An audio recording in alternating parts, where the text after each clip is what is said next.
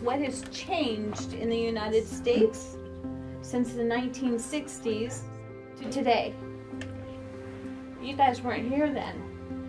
To become a U.S. citizen, a person comes to the United States in a manner in which they have legal permanent residency.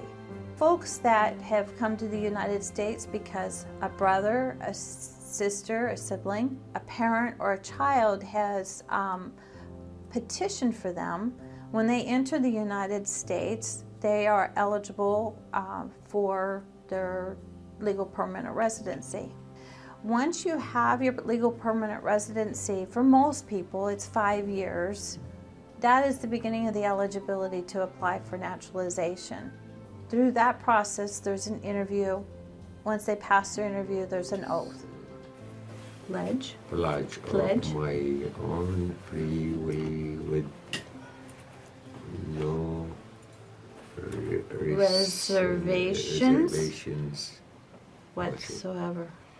The interview reviews their application, and then they have the civics questions, and there's 100 questions that they need to study.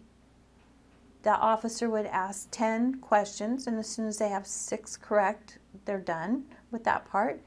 And then there's 2 sections, one for reading and one for writing. And they've got 3 attempts in order to complete those. What did you remember about Benjamin Franklin? No. You forgot? Yes. Uh-oh. Alia, what did you remember?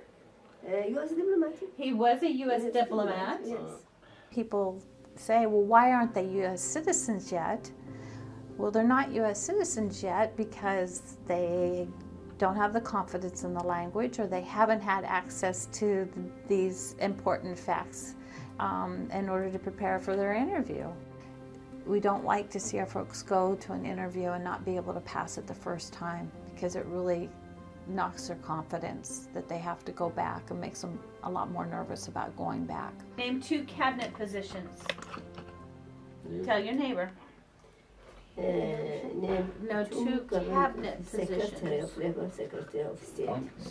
Once they pass, I kick them out. They don't like that because they really become a family. They depend on each other, and so then they want to come back and continue to learn from the class. But the class is very specific to the language needed for naturalization. Watching someone go through that naturalization ceremony and knowing that when they walk out of there, they can say they're an American, a U.S. citizen, and they can sign up to vote.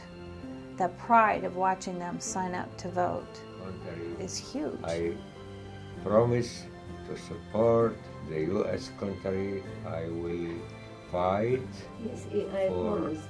American. I will help the U.S. Okay, that word's Constitution. Constitution. Okay, sorry. very good.